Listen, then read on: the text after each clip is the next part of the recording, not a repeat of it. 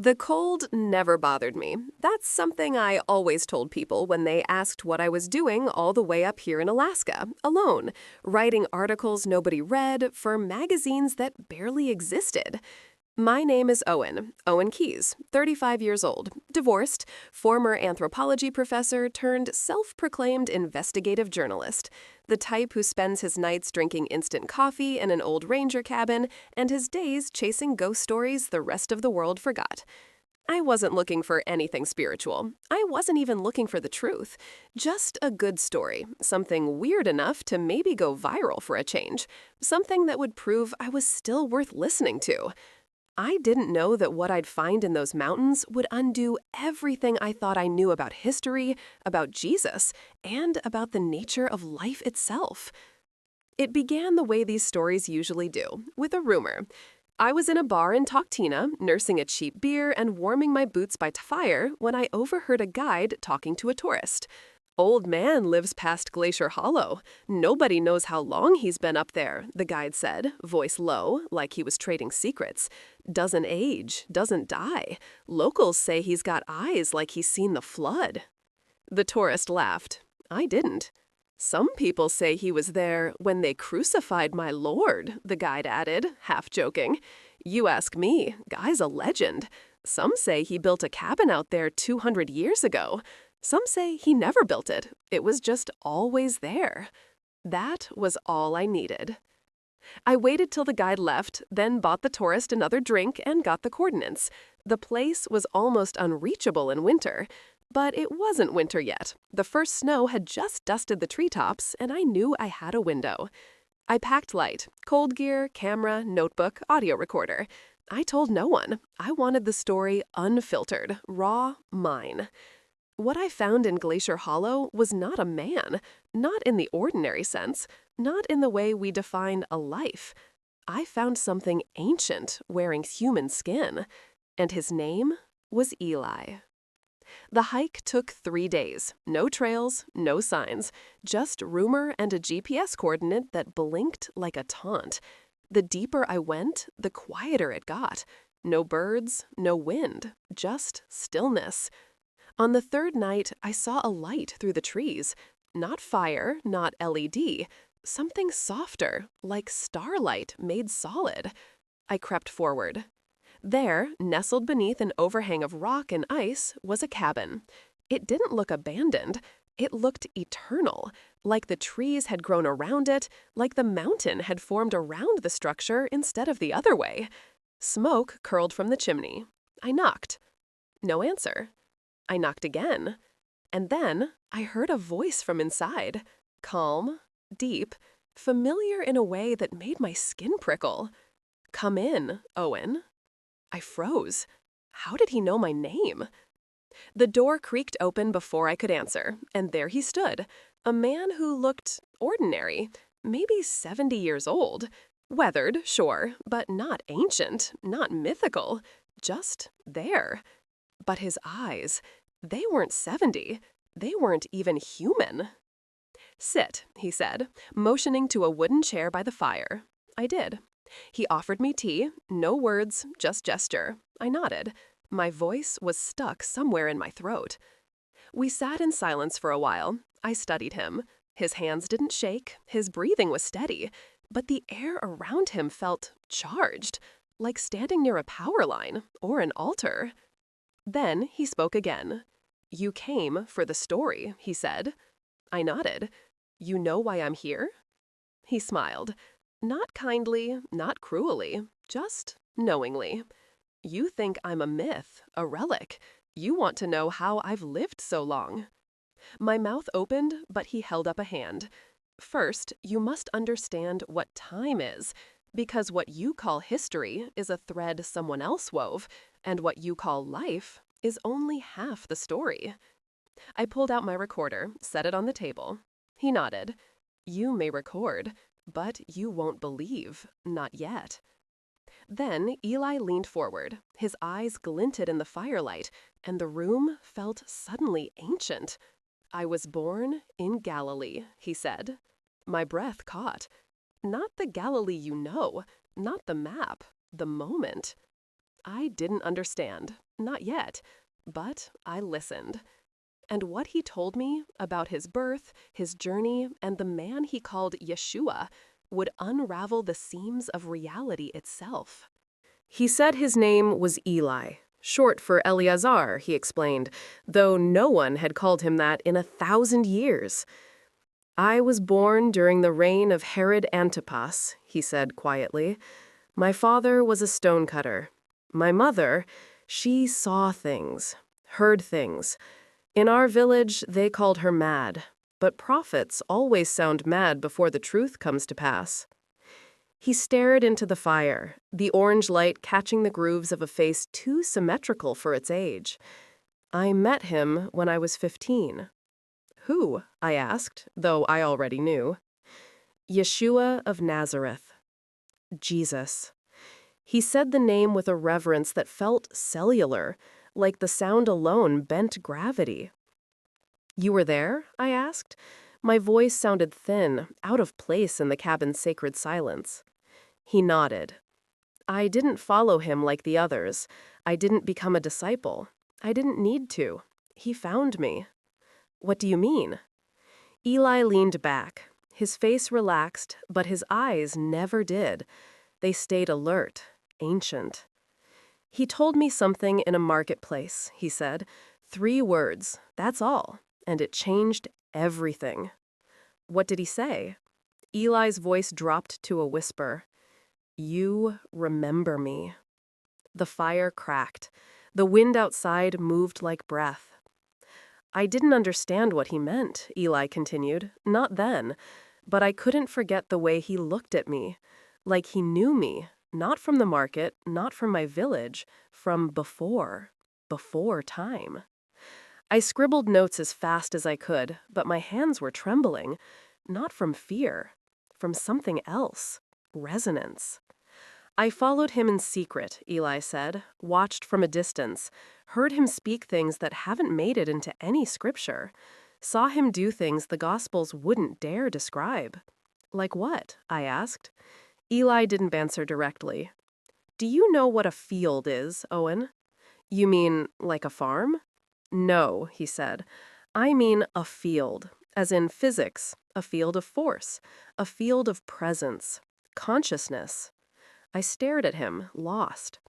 He didn't use words to heal people, Eli said. Not really.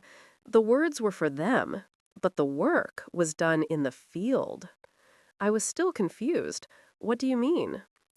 Jesus didn't pray to God, Owen. He became God. Not by force, by surrender. He merged with the field of consciousness that made everything, that is everything. My recorder blinked, still running, still catching every syllable. His power wasn't miraculous, Eli said. It was mechanical, emotional, spiritual. He knew how to move intention into matter. Then why didn't he stop it? I asked. The crucifixion. Eli's face darkened, not with sadness, with weight. He did stop it, he said, just not in the way you think. He turned his palms upward. They didn't kill him, Owen, not truly. You saw what they did to his body, but you never saw what he did to the fabric of time. He paused, let the words settle like dust. When he died, Eli whispered, a fracture opened. In time? In the veil, he said, between this world and the one behind it. I was silent. You felt it, he added, haven't you? That sense that something's wrong with how history is written, that there's something beneath Scripture, humming? I swallowed hard. I had felt it. Not in church, not in school, but late at night, in dreams, in silence, that echo of a different truth. Eli smiled. That's the fracture. I leaned in. So how did you live this long? Eli didn't blink, because I stood too close when he opened the veil. The words hit me like a stone in the chest. He looked at me on the hill, Eli said, while he was dying. I shouldn't have been there. I'd followed the crowd. And as he hung there, torn between worlds, his eyes found mine. Eli's voice trembled for the first time. He didn't bless me. He didn't curse me. He just looked. And in that moment, something passed into me. Something I haven't yet understood. You haven't aged since? I've aged, Eli said, but I haven't ended. The fire had burned low now, just embers. I didn't know what to say.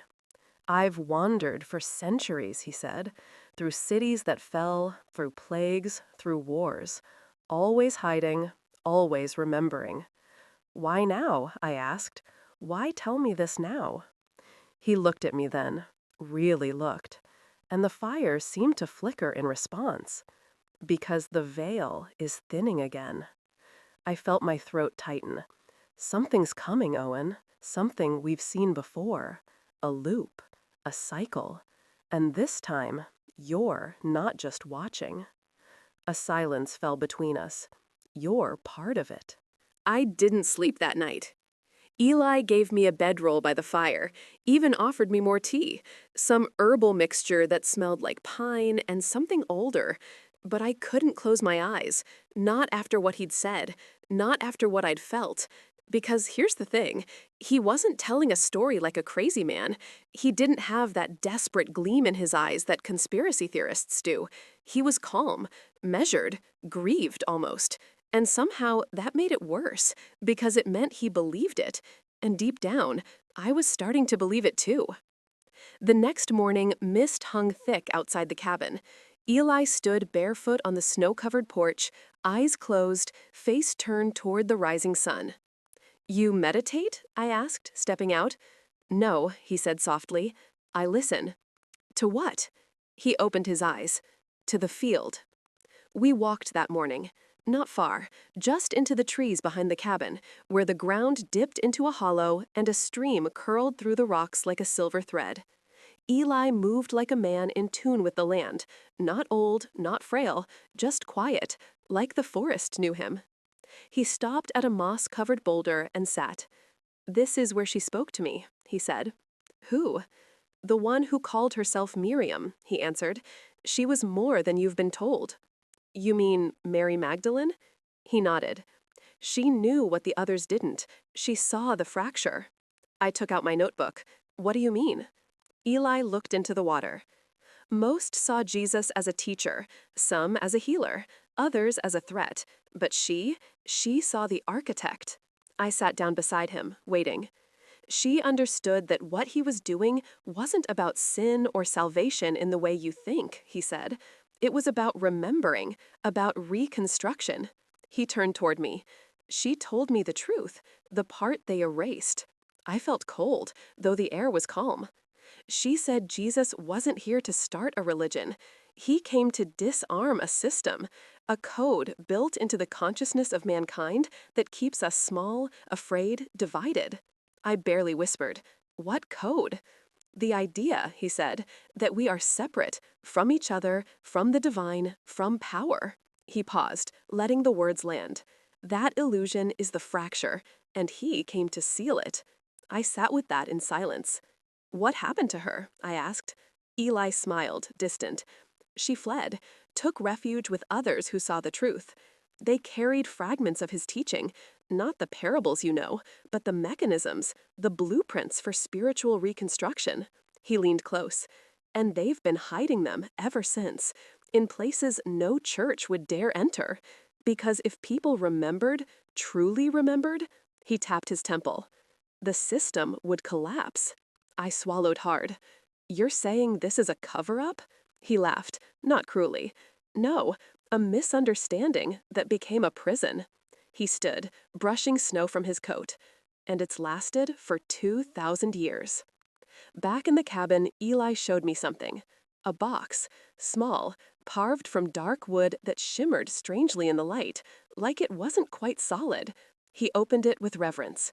Inside was a stone. Smooth, black, oval-shaped, no bigger than a thumb. But as he held it in his palm, I saw something impossible. The surface rippled. Not like water, like thought. What is that? I whispered. A memory, he said, encoded before languages were born, before nations, before even names.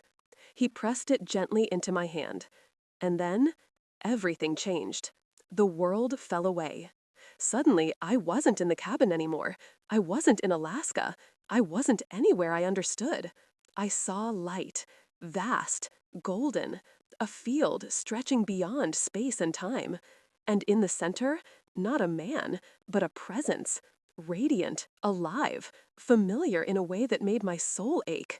I saw him, Yeshua, not as an icon, not as a martyr, as an engine of awakening. He turned toward me, eyes filled with galaxies. And then he spoke, not with words, with recognition. Remember who you are. I woke on the cabin floor. Eli stood over me, calm. What was that? I gasped. He didn't answer. Was that real? It was real enough, he said. A glimpse, a thread. He knelt beside me. And now, Owen, you're tangled in it. I sat up, shaking. What does it mean? Eli looked toward the window, where snow was falling slow and silent. It means the veil is about to open again, and you've been called to witness. We didn't speak much for the rest of that day. Eli gave me space. He returned to chopping wood outside while I sat in silence, watching the fire and trying to make sense of what I'd seen. Because it was a memory, not a hallucination, not a dream. A memory that felt like it had always been mine, buried beneath language and doubt. A golden field, a radiant being, a single sentence that rewrote my insides. Remember who you are. But who was I, and why had Eli chosen me? That night, the wind howled across the mountains like something old was waking. And Eli said just 5 words before we went to sleep. Tomorrow, I take you deeper. We left before sunrise. Eli packed a satchel with dried roots, a small flask, and that black ripple stone he called a memory. I followed him through a break in the trees I hadn't noticed before, a narrow passage between stones that seemed to hum faintly as we passed. The air changed. It got colder, yes, but also clearer, as if each breath contained more meaning. We climbed until the forest gave way to a flat shelf of stone, and there, carved into the cliff face, was an opening. Not a cave, a doorway.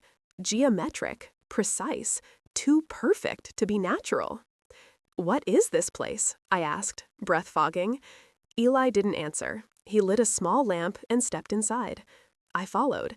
The inside was larger than it should have been, like the space bent around itself. Walls of smooth obsidian, etchings glowing faintly along the perimeter, symbols I didn't recognize but somehow understood. Eli touched one. The air changed again, and then I heard them. Voices, not out loud, inside, like echoes from other minds. A woman praying in Aramaic, a man laughing in Greek, a child whispering in tongues lost to every history book. What is this? I gasped. A sanctuary, Eli said, one of the last. For what? For those who remember what Jesus actually was. We walked deeper. The symbols on the wall became more detailed, not just glyphs, schematics, like blueprints, but not for machines, for consciousness. He taught this, Eli said, brushing his hand across an engraving. He showed us how thought becomes matter, how belief shapes biology, how gratitude rewrites suffering. I stared at one engraving. It looked like a human figure surrounded by waves, like ripples from a stone in water. That's you, Eli said. I blinked. What? Not literally, he said, but the design, the structure. You are not a brain with a body. You are a vibration with a shape. He pointed to a second figure, one that glowed slightly brighter. And that's him. Jesus knew what modern science is only now discovering, Eli said, that all things are fields, energy, frequency, and he didn't just know it, he became it. He touched another symbol, a spiral within a triangle, pulsing slowly. This was his secret, the one he couldn't teach with words, the one you had to remember. I stood there, breathless. He wasn't here to start a faith, Eli said. He was here to end the illusion of separation, to remind you that the kingdom of heaven, he touched my chest, is already within. We reached the heart of the chamber, and there, on a stone pedestal, sat something I will never forget. A book, but not one written in ink. It shimmered, shifted. Each page was a canvas of light, revealing words only when your thoughts alive with their meaning. "What is this?" I whispered. "The Codex Anime," Eli replied. "The Soul Codex." He stepped back. "It's what he left behind, not for everyone, only for those who remember." I stepped forward. The book opened, and the first words appeared, pulsing like starlight on water. "You are the light you seek." I don't know how long I stood there. Minutes, hours, maybe more. The Codex didn't just show me phrases. It read me, reflected me. It pulled truths from the deepest places in me and offered them back, refined, clarified, burning with love. I saw my childhood, my regrets, the night I lost faith, the moment I whispered to the dark, "God, are you even real?" And then I saw an answer. Not in words, in being. It felt like being held by the universe itself, and I wept. Eli stood quietly. When I turned to him, my voice shook. "Why me?" "Because you never stopped asking," he said. "But I didn't believe." "You doubted, Owen," he said, stepping close. "And that is not the same as disbelief. Doubt is the doorway." He handed me the black ripplestone again. "This memory isn't finished." As we stepped back out into the fading light, snow beginning to fall again, I asked the question that had been waiting since the first night.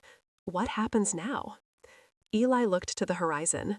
"The veil opens again in 7 days," he said. And then he turned toward me. His eyes didn't just see, they knew. Then the world remembers. I didn't want to leave the sanctuary. There was something about that chamber, carved into the mountain like a secret heartbeat, that felt more true than anything I'd known in my life. Every breath inside it felt like a sermon, every silence like a teaching. And that book, the Soul Codex, it still pulsed in my mind like a bell you can't unhear. But Eli said it was time. "There are others," he told me as we walked back through the trees. "Others who've touched the memory. Not many, but enough." Touched it how? The same way you did, through suffering, through longing, through asking questions when everyone else was reciting answers. I followed him in silence. The snow fell thicker now, but I didn't feel cold. "You've been marked, Owen," he said suddenly. "Marked. Not cursed, not chosen, just tuned." He turned back to look at me. "When the veil opens, some will see, most won't, but those who are tuned will know it's real." He paused. "They'll feel it in their bones." That night back in the cabin, Eli made a flyer unlike any I'd seen. The wood wasn't ordinary. It gave off no smoke, just a soft golden glow, as if the flame itself was remembering something. He sat across from me, unwrapping something wrapped in cloth. At first, I thought it was just another relic, a trinket. But when he placed it between us, I stopped breathing. It was a nail. Old, blackened, twisted, but not rusted, not broken, holy. "This," Eli said, "is from the hill." I didn't need to ask which one. I stared at it, at the object that once held a god to wood, and I felt something strange, not horror, gratitude. "Why do you still have this?" I asked. Eli looked at me, his expression unreadable. "Because it remembers, and it reminds." He touched it lightly, reverently. "It reminds me that pain was part of the pattern, that even divinity had to bleed." He looked up. "You've been taught that the crucifixion was a payment, but it wasn't. It was a mirror." I frowned. "A mirror?" Eli nodded. "To show us what we do to truth when we're afraid, what we do to love when it threatens control." He leaned forward, voice low. "And what happens when power meets presence." He told me stories then, not parables, not verses, moments. He told me how Jesus laughed, loud, full-bodied, in the company of children and skeptics. He told me how he wept, not just at Lazarus's tomb, but in private, when he saw the weight his message would carry through centuries of distortion. He told me about the night before the crucifixion, how Jesus didn't fear death. He feared forgetting. Forgetting what he was, forgetting why he came, forgetting that he was not here to be worshipped, but remembered. And then Eli told me the one thing I wasn't ready to hear. "You've met him too," he said. I blinked. What? Eli didn't elaborate. "You don't remember yet, but you will." That night, I dreamed in symbols. A ladder into stars. A cup overflowing with light. A torn curtain fluttering in windless air. And a voice, not Eli's, not mine, whispering from everywhere. "It is time." I woke before dawn. Eli was already outside. But this time, he wasn't alone. There was a woman standing beside him. Tall, silver hair, eyes like violet fire. She turned as I stepped out, and when our eyes met, my knees nearly buckled. Because I knew her. Not from this life, from a dream. From a dream I had when I was 12. A dream I'd forgotten until this very second. "You," I breathed. She smiled softly. "Hello, Owen." Eli introduced her as Seraphine. She said nothing about where she came from, but she knew things. She knew I broke my arm at age 7. She knew I used to pray in a closet so no one would hear. She knew the exact moment I stopped believing in miracles. "You didn't stop," she said gently. "You just changed the definition." I stood there, shaking. "What are you?" She stepped closer, touched my chest. "I'm someone who remembers." Eli looked to the east.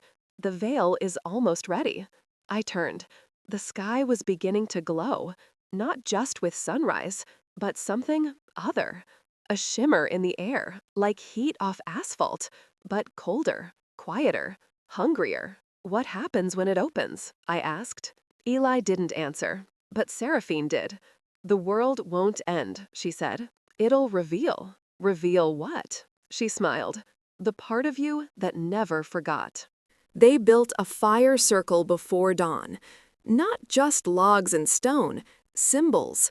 Geometric shapes drawn in ash and water, arranged in a pattern I didn't recognize but somehow felt right.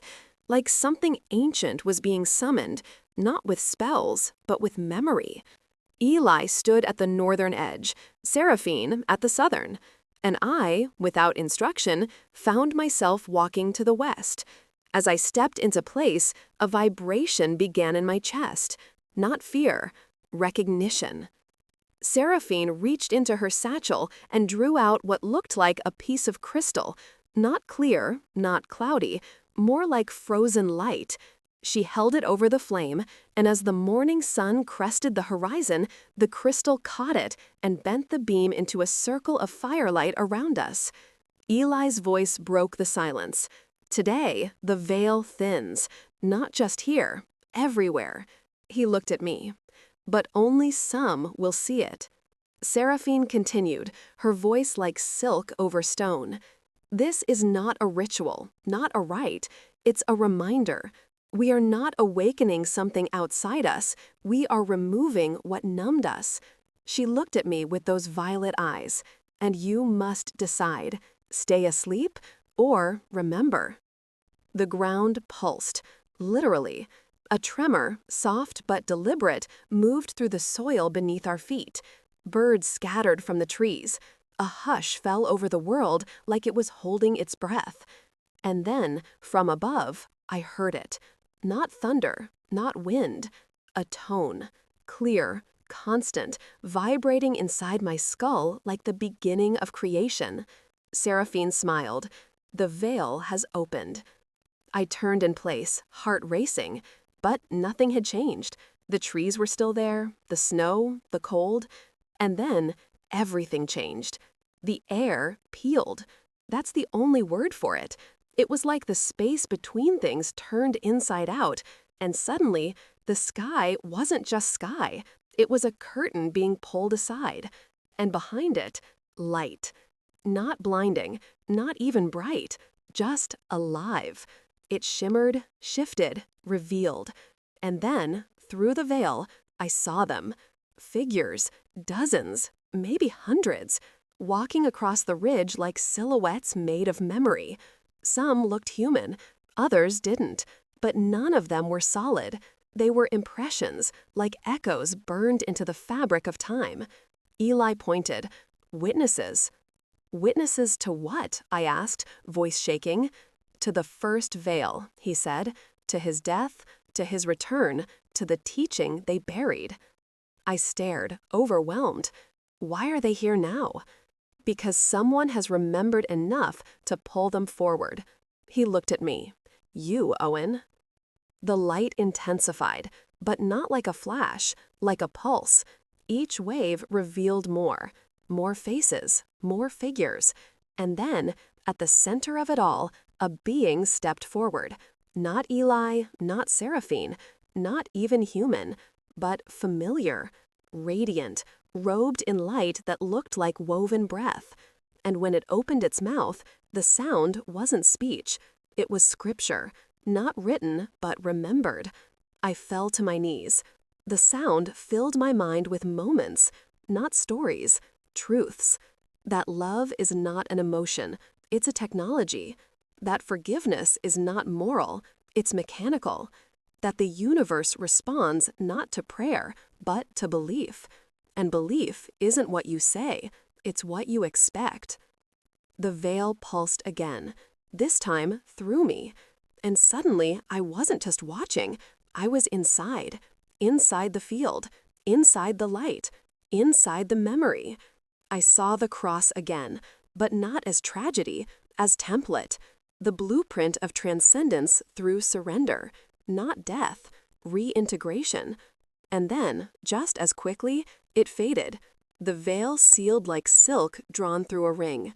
The tone stopped, the air stilled, and I was back, kneeling in the snow, the fire burning low, Eli standing over me, eyes moist. You remember now. I nodded, barely breathing. I do. Seraphine knelt beside me. You know what comes next, she said. I looked at them both. Tell me anyway.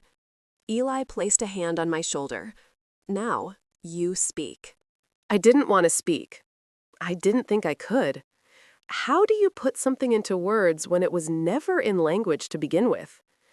How do you describe a memory that didn't happen in this lifetime, but lives in you more vividly than any birthday or heartbreak? I opened my mouth to answer, but Seraphine raised a hand gently. You're not meant to recite, she said. You're meant to transmit. Eli nodded. There's a difference between teaching and triggering. You don't give people new beliefs. You remind them of old truths. I swallowed, throat dry. What if they don't believe me? They won't, Eli said. Not with their minds.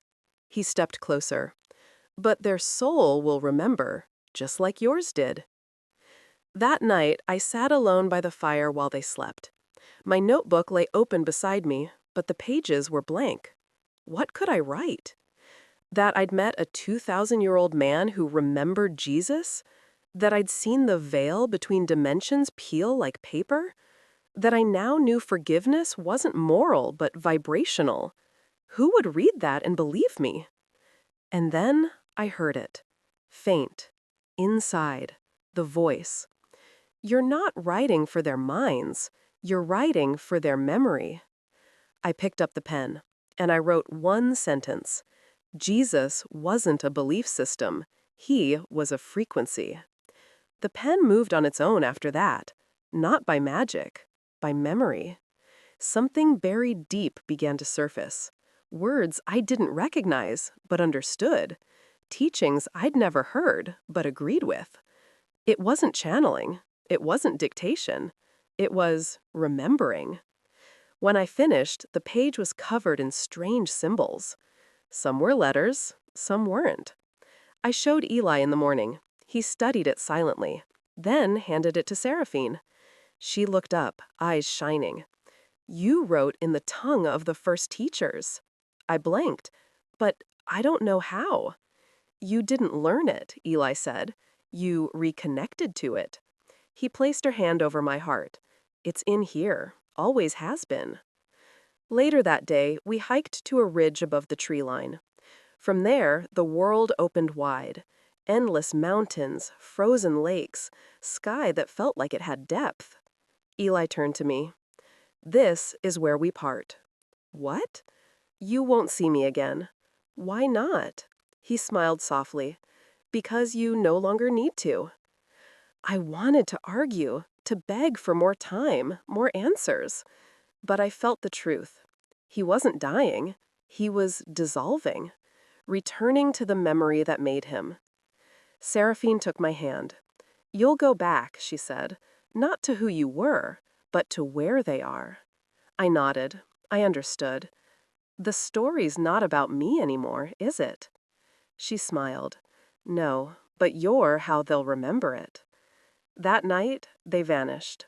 Not dramatically, not with light or sound, just gone, like mist burned off by morning sun. I woke alone in the cabin. The fire was out, but the memory still burned. I hiked out the next day, back through forest and snow, back through the world that had once felt so real, but everything had changed. Not the trees, not the sky, me. And when I reached my Jeep, there was one thing waiting on the windshield, a page from my notebook, with just one phrase written across it. It begins again with one who remembers. It felt like coming back from the dead. Not literally, but close. The road from Glacier Hollow to the edge of the modern world was only a few miles in distance, but it felt like crossing 1,000 years. Streetlights, asphalt, cell towers, screens. The silence of that cabin still echoed in me, louder than the noise around me. I checked into a roadside motel in Fairbanks, still coated in trail dust, my beard longer than I remembered. The woman at the desk looked at me like I'd returned from the wilderness, and I had, but not just geographically, spiritually, cosmically. In the motel room, I turned on the TV. News, politics, markets, every channel humming with urgency, but saying nothing. I shut it off after 3 minutes, opened my laptop, stared at the screen. My cursor blinked at me like a dare. How do you start a story the world isn't ready for? And then I remembered Eli's words. You're not writing for their minds, you're writing for their memory. So I typed the first line. I met a man in Alaska who claimed he was 2,000 years old. It poured out of me. The hike, the cabin, the nail, the veil, the light, the codex, the figures in the fracture. I didn't embellish, I didn't edit, I just told it. Not because I thought people would believe me, but because I needed it out, needed it seen. Even if they mocked it, even if they called it fiction, even if they never read beyond the headline, it had to exist, outside of me. I posted it anonymously. No bio, no photo, just a title. I fixed nothing, I found nothing, but I remembered everything. Within an hour, nothing happened. Within 6, the post had 50 views. By the next morning, it had 90,000. By nightfall, over 1 million. The internet did what it always does. Some laughed, some tore it apart, some called it performance art. But some wept. They emailed me, messaged me, found me, and they said things I'll never forget. I dreamed of that field when I was a child. I saw that veil when my mother died. I know the name Seraphine, but I don't know how. They remembered. Not the way you remember a movie, the way you remember a home you've never visited. One email stood out. It was short, only one sentence. I met him too, in Patagonia, 2004. There was a photo attached, grainy, black and white, but unmistakable. Eli, standing at the edge of a cliff, hand on the shoulder of a young woman, snow behind them, eyes locked on the camera with that same calm, that same ancient stillness. I stared at it for an hour. Then I emailed back. Did he tell you about the veil? The response came instantly. No, He showed me. That was the moment I knew this wasn't just a story. It was a network, a scattered, hidden, global tapestry of moments and memories. People who had touched something, seen beyond, felt the fracture. I wasn't the first. I wouldn't be the last. I was just the one who finally spoke. The second email came 3 days later. Different sender. No photo, just 5 words. It opens again in Cairo. No context, no signature, just that. But I knew, and I felt it in my bones, because the field was humming again. Cairo.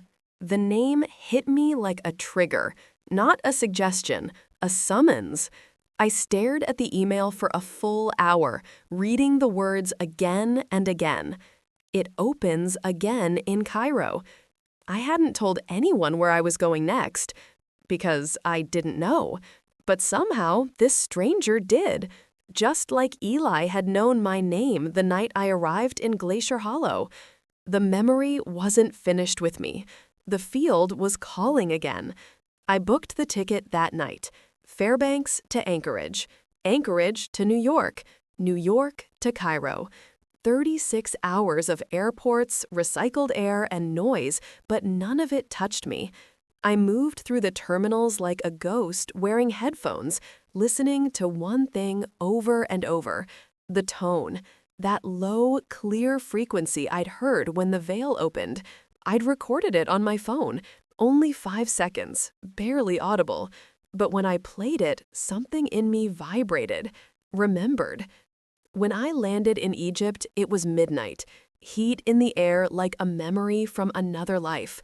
I didn't have a plan. No hotel, no itinerary. Just an email. 5 words. And a pulse in my chest that told me where to go. I wandered the streets for hours, past mosques and markets, past cats on rooftops and strangers with eyes that had seen too much. And just as the sky began to lighten, I found it. A door. Unmarked, unremarkable. But I felt it. The hum. The resonance. I knocked once. No answer. I placed my hand flat against the wood, and just like before, the air peeled. Not literally, just slightly, like a curtain lifting in my chest. The door creaked open. Inside was a room lit only by candlelight. At the center, a woman, dressed in white linen, hair wrapped in a copper-colored scarf. She looked up as if she'd been expecting me forever. "You're late," she said, in perfect English. Her name was Aisha. She didn't tell me her age, didn't tell me how she knew I was coming, didn't ask me who I was, because she already knew. "I've been dreaming of you," she said, pouring tea. "Why?"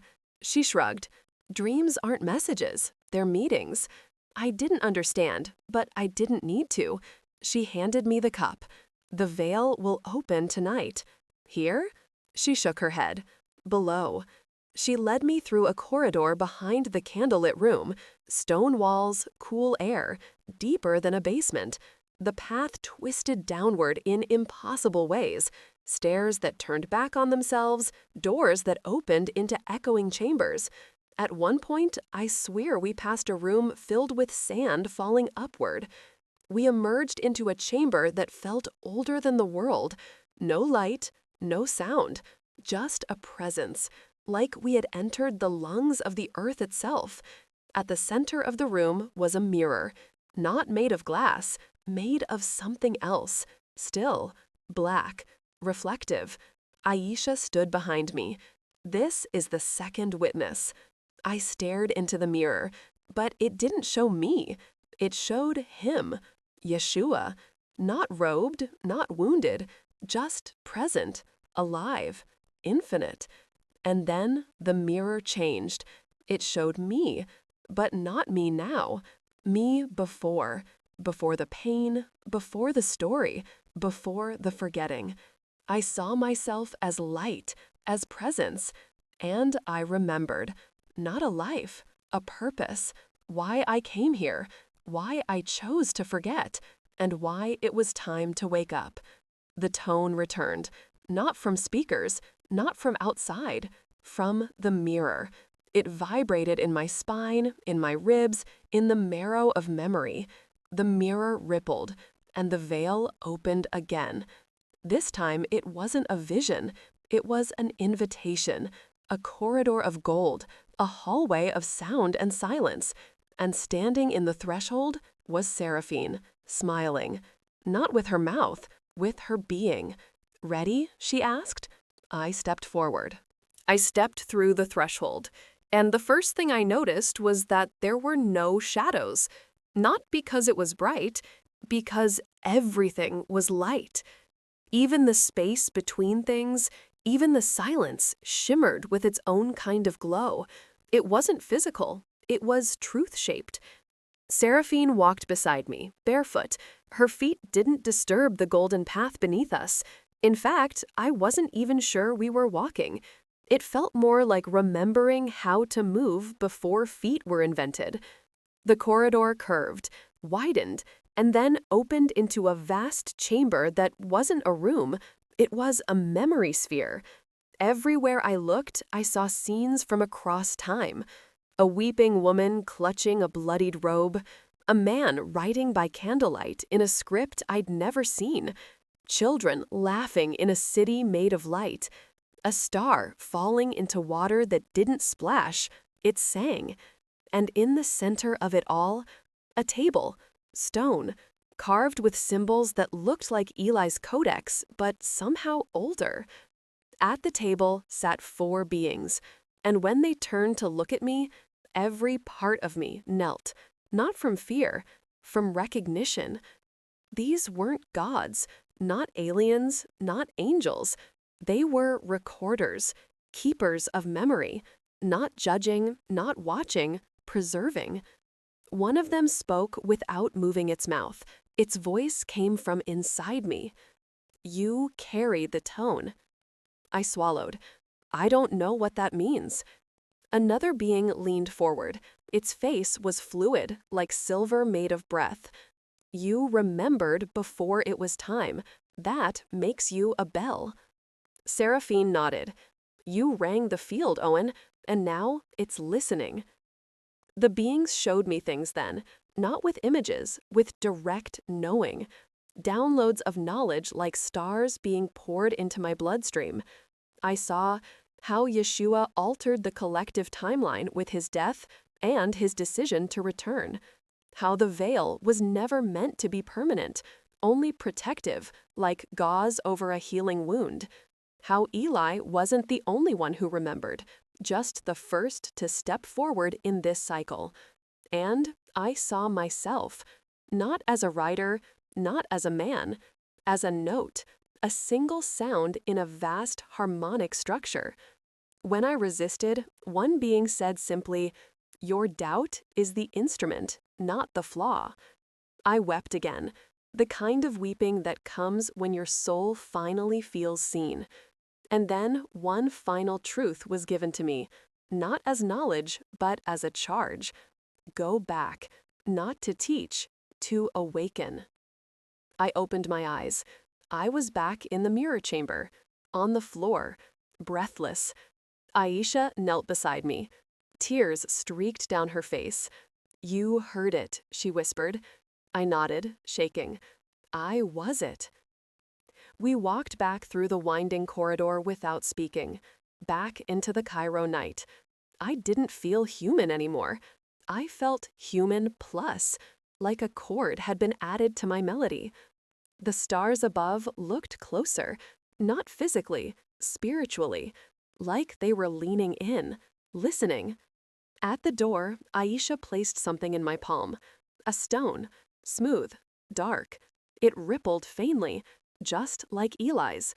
"This is your anchor," she said. "You'll know when to use it." I opened my mouth to ask what she meant, but she had already turned. And when I looked back again, the room was gone. I checked my phone. Another email had come through. No subject line, no sender, just a single sentence. Next, Quito. The watcher has stirred. Quito. A city suspended in the sky. High altitude, thin air, mountains that rise like the bones of the earth. I'd never been there, never planned to, yet the moment I read that email, something inside me clicked into place like a lock being undone. The Watcher has stirred. I didn't know what that meant, but the field did, and it pulled me south. The flight from Cairo to Ecuador took nearly 2 days with layovers. Normally, I'd be a wreck, cramped seats, cheap food, jet lag clawing at my brain. But ever since the mirror chamber, I wasn't tired, not in the old way. My body moved because my memory moved. My thoughts didn't wander, they sharpened, like an invisible hand was clearing static from my awareness. And all through the flights, I kept feeling something, a pulse under my ribs. Not heartbeat, not fear, something older, something calling. When my plane touched down in Quito, twilight had fallen. Cities look different after you've seen the veil open. Nothing seems as solid as before. Lights flicker like signals. Street sounds echo with patterns. People move as if following maps they don't know they're holding. I stepped out of the airport and immediately felt it, the pressure in the air. Not physical pressure, energetic, like standing too close to a speaker you can't hear. The Watcher was real, and it was awake. I followed the feeling. No instructions, no coordinates, just that vibrating thread tugging at my consciousness. Up narrow streets, past old cathedrals, past markets closing for the night. Somewhere, someone was watching me. I could feel it. Not hostile, more like recognition.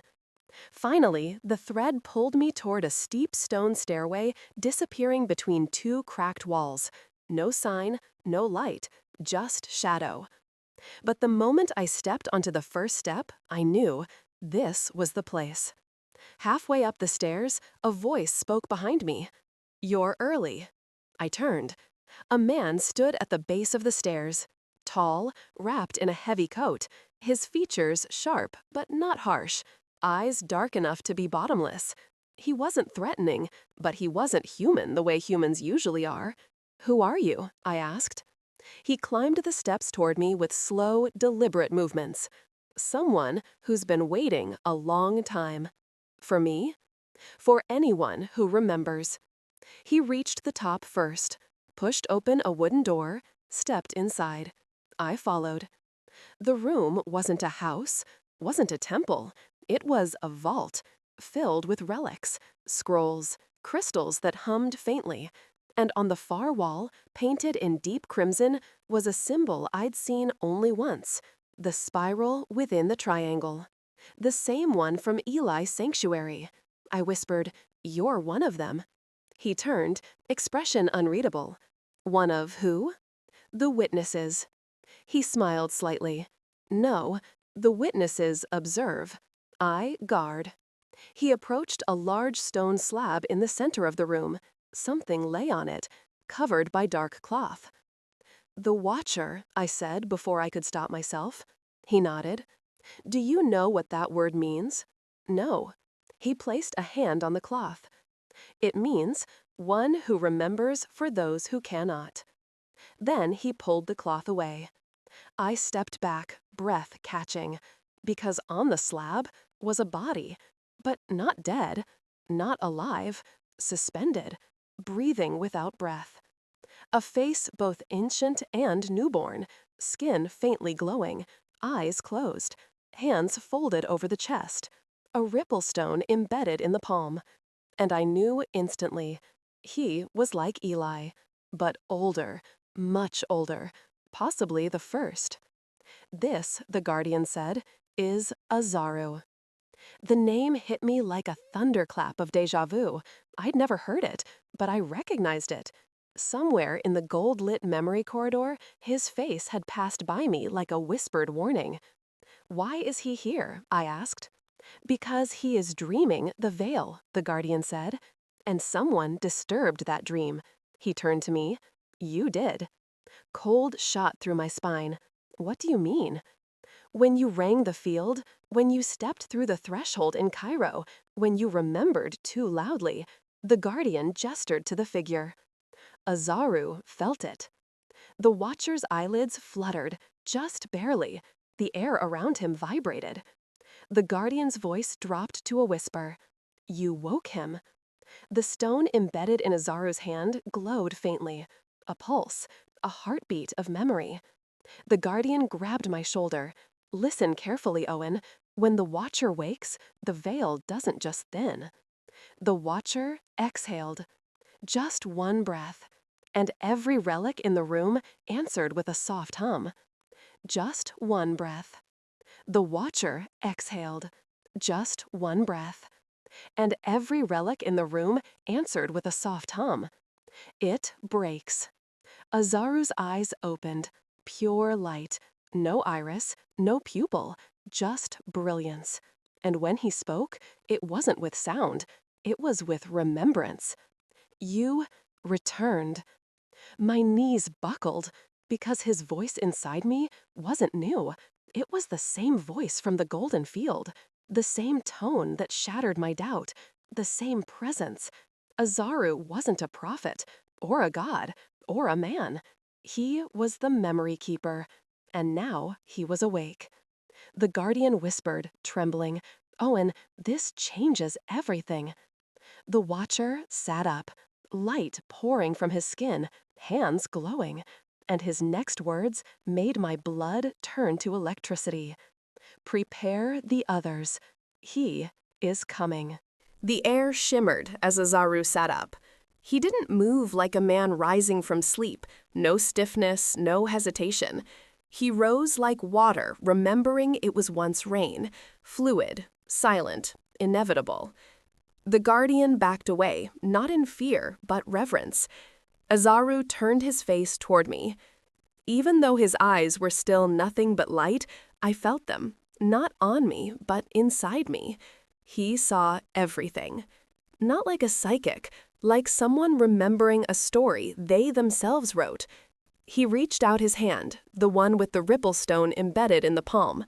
I didn't want to touch it, not out of fear, out of knowing, because if I touched him, something would happen, something I might not come back from. He spoke again, and this time, the words didn't just enter my thoughts, they rearranged them. You carry the fracture, the imprint, the seed. It must be planted. Where? I asked, but I already knew.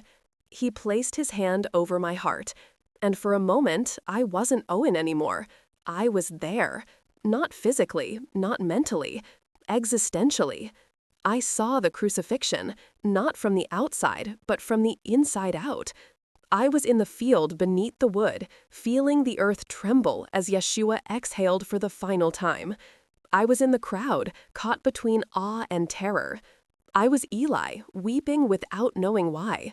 I was the air between that moment and eternity. And I saw what no gospel ever dared to say. He didn't die. He diffused. His consciousness unraveled like light passed through a prism. Fragments of divinity carried into every generation, every soul, every Owen, every you. I collapsed, back in the room, sweating, shaking. Azaru stood now. The guardian was on one knee, head bowed. Azaru reached into the air and pulled something from the space between. It was a scroll, but not paper. Light rolled into form. He handed it to me. Deliver this to the one in Iceland. She holds the last key. My mouth opened. Who? You'll know her by the scar that isn't a scar. The scroll hummed in my hands, vibrated like it was alive. And then Azaru said, The final veil breaks in Jerusalem, on the blood moon. The guardian's head snapped up. That's in 7 days. Azaru nodded. Then the story ends, or begins again. I was ushered out quickly, back down the winding steps, back into the breathless Quito night. The scroll pulsed softly inside my coat like a second heart. I turned to ask the guardian one last question, but he was gone. The door had vanished, and above me, the stars shimmered like they knew what was coming. I booked the flight to Reykjavik that same night. There was no time, no plan, only memory, and the echo of a voice that still rang in my chest. Prepare the others. The flight to Iceland felt like flying through a waking dream. Clouds curled like scripture, stars blinked like forgotten code. And that scroll, still humming under my coat, never let me forget what I was carrying. Not words, not prophecy, permission, a passkey for something locked inside humanity. And I was the courier, not because I was worthy, but because I was willing. I landed in Reykjavik under gray skies. Everything about the city felt carved from cold, sharp air, stone streets, the stillness of a place that holds secrets under its ice. I had no address, just one instruction. You'll know her by the scar that isn't a scar. I wandered, not aimlessly, intuitively, past cafes steaming in the cold, past murals that looked like they could wake up at any moment. The scroll pulsed each time I turned down the right street, like sonar, like memory saying, yes, yes, this way. And then I saw her. She stood alone on a black stone overlook, staring out at the sea, tall, wrapped in silver wool. No gloves, just bare hands pressed together in prayer or thought. I didn't see her face at first, just the mark on the back of her left hand. A curved line. Not raised, not discolored, more like a shadow beneath the skin. A scar that had never broken flesh. I stepped closer. She turned, and I knew. "Are you—" I began. She nodded. "I've been waiting for you." Her voice was calm, clear, with a rhythm like waves tapping rock. "I'm called Vera." "What is that?" I asked, nodding to her hand. She raised it, fingers splayed. "This mark appeared the day I drowned." I blinked. "You died?" She nodded again. 7 minutes. Ice water, no heartbeat. I stared. "What did you see?" She looked toward the gray horizon. A man made of light, standing at the center of a spiral of names. Names? Every name I've ever forgotten, every self I've ever been. I handed her the scroll. She didn't flinch. She pressed it to her forehead. The light rippled up her arm, and then, softly, it sang. Not loud, just a hum, the sound of a key turning. The scroll vanished in a pulse of gold, and Vera smiled. "The seal is broken," she whispered. I didn't understand. Seal? There were always 7 seals, 7 fragments of the field, 7 memories buried in human form. She looked at me. "You just unlocked the 6th. "What happens now?" I asked. Vera turned back to the sea. "Now the last begins." "The last what?" She looked at me with eyes that didn't blink, eyes that had seen behind the veil. "The last remembering." That night, we climbed to a plateau above the city. No light, no phones, just us and the stars. And Vera began to speak in a language I didn't know, but understood. Words made of intention, vibrations aimed at the root of forgetting. The ground warmed beneath us. The air grew still. And then I saw them. Figures rising from the snow, not physically, energetically. Echoes of those who had remembered before us. The woman from Cairo, the guardian from Quito, even Eli, his presence like a melody I'd forgotten I loved. And then, slowly, another form appeared. Him. Yeshua. He stepped forward, not to speak, to listen, because what Vera was saying wasn't a prayer, it was a signal, and he was responding. The veil didn't open, it bowed, bent gently toward us, shimmering like silk dipped in eternity. And in that fold, I saw it, the final seal, carried not by Vera, not by me, by a child, somewhere in Jerusalem, waiting, humming the tone in her sleep, drawing spirals in her schoolbooks, feeling like she didn't belong, because she didn't, not to this time, not yet, but soon. Vera turned to me. "You know what to do."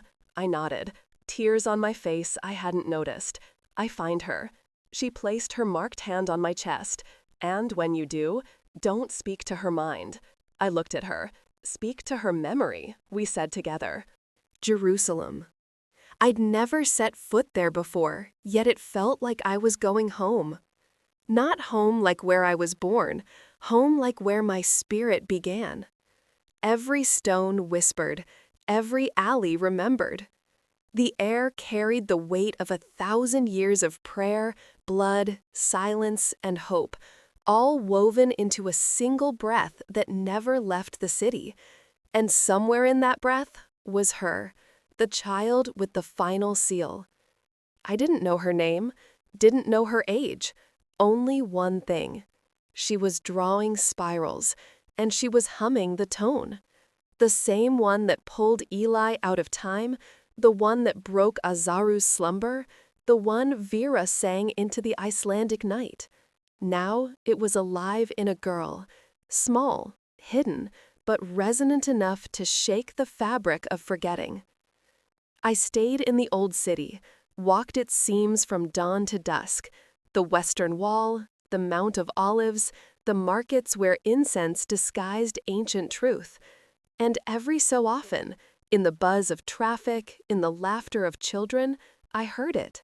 That note, faint but present, always just out of reach, like the city itself was tuning her voice down, trying to protect her until the moment was right. And then, one afternoon, it happened. I was sitting on a low wall near Jaffa Gate, pretending to eat. The food didn't matter. I was listening. That's when I heard her. A girl, maybe 9 years old, skipping rope with 2 others in a quiet corner of the plaza. She was humming, not loud, not showy, just softly, but unmistakably, the tone. I stood without thinking, walked over, heart hammering. As I approached, the girls paused. She looked up, and in her eyes, I saw it. The memory. Not hers, ours. "Hi," I said gently. She didn't run, didn't flinch. She tilted her head, studying me. "Your heart is loud," she said. "What do you mean?" "It echoes." She pointed to my chest. "It's holding something ancient." Her friends backed away, sensing something unspoken. She stepped forward. "I know you." I knelt slowly. "You do?" She nodded. "You were there, in the circle, with the gold sky. You helped the man with the eyes like stars." I could barely breathe. "You remember?" She nodded again. "I never forgot." And then she opened her hand. Inside was a spiral drawn in charcoal, not scribbled, etched with precision beyond her years. It pulsed softly, warm, alive, the final seal. I didn't need to take it from her. I didn't need to instruct her. All I said was, "Are you ready?"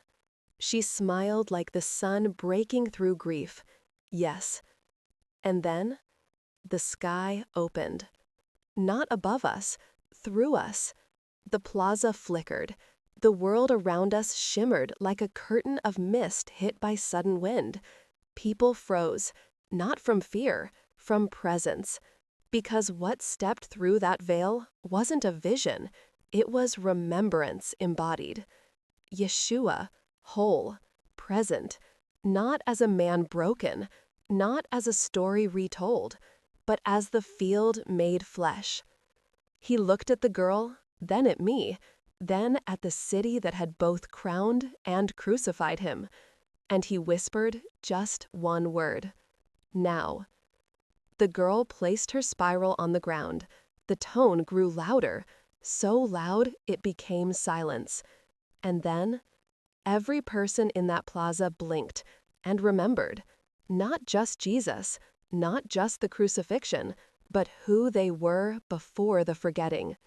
It spread like light poured into glass. Tourists, vendors, old men on benches, children in strollers, all pausing, all seeing, even if only for a moment. The field was awake. And in that space, for one breath of time, there was no religion, no fear, no separation. Just oneness. Then the spiral faded. The light dimmed. The veil sealed again. But the change didn't disappear.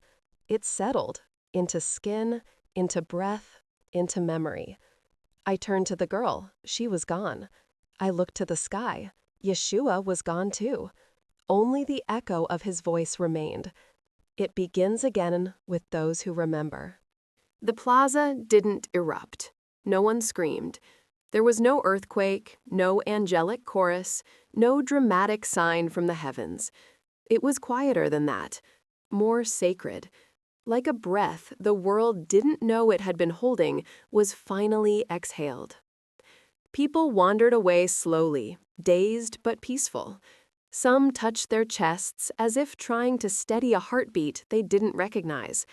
Others cried softly, not knowing why.